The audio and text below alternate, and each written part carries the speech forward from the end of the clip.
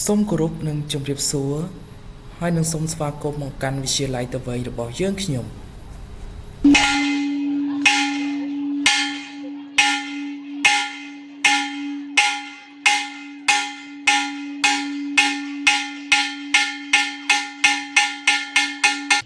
បាទនេះគឺជាសកម្មភាពរបស់សានិសិស្សនៅពេលដែលគាត់គោរពទង់ជាតិបាទអូមពោះទេវតា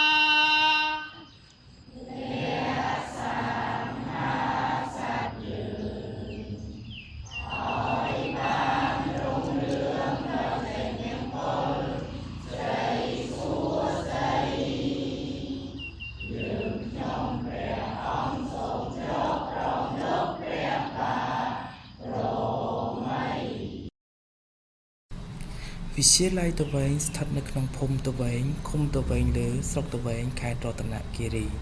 ដែលមានចម្ងាយផ្លូវពីទីរួមខេត្តចំនួន52គីឡូម៉ែត្រ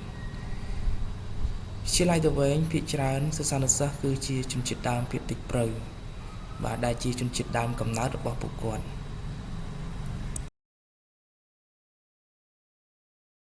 My mom brothers two brothers and my one sister ដោយមានការស្ម័គ្រចិត្តពីអ្នកគ្រូជនជាតិបរទេសគាត់បានជួយបង្រៀននៅផ្នែកភាសាអង់គ្លេសផងដែរនៅក្នុងឆ្នាំ2025នេះ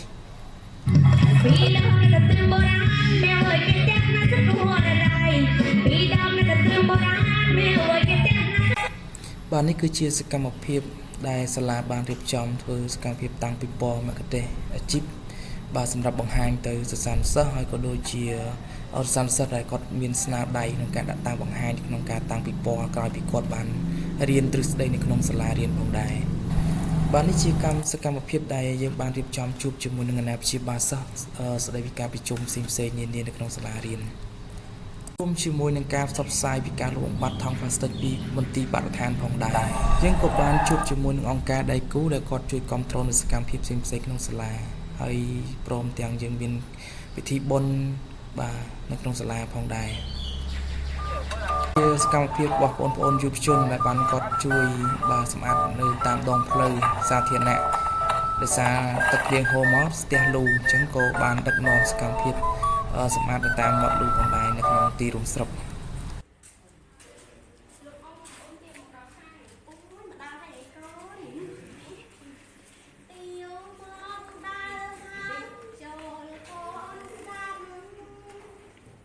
បាទក្រោយពីយើងបានប្រឡងចប់គឺយើងបានបិទប្រកាសបានលទ្ធផលនៃការសិក្សារបស់គាត់ពេញក្នុងមួយឆ្នាំបាទ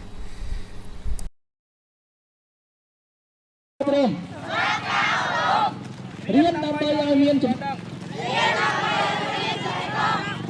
ណេះធ្វើនិងមានសុខភាពល្អ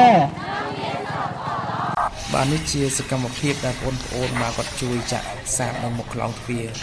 បាទក្នុងពេលសាលាកម្ម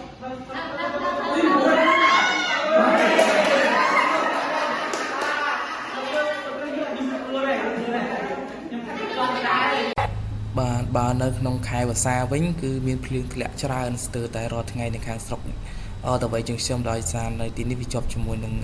មុំ3ដល់ពេលចឹងអាកាសធាតុរៀងខែរដូវវស្សាគឺភ្លៀងច្រើន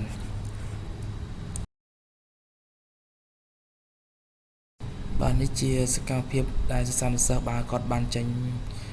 ពីសាលារៀនពេលរសៀលបាទគាត់វិលត្រឡប់ទៅគេហដ្ឋានវិញបាទ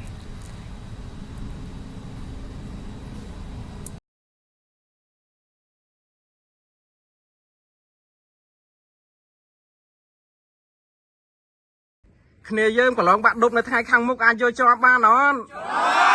ជាប់អត់ជាប់អត់យកអេបានអត់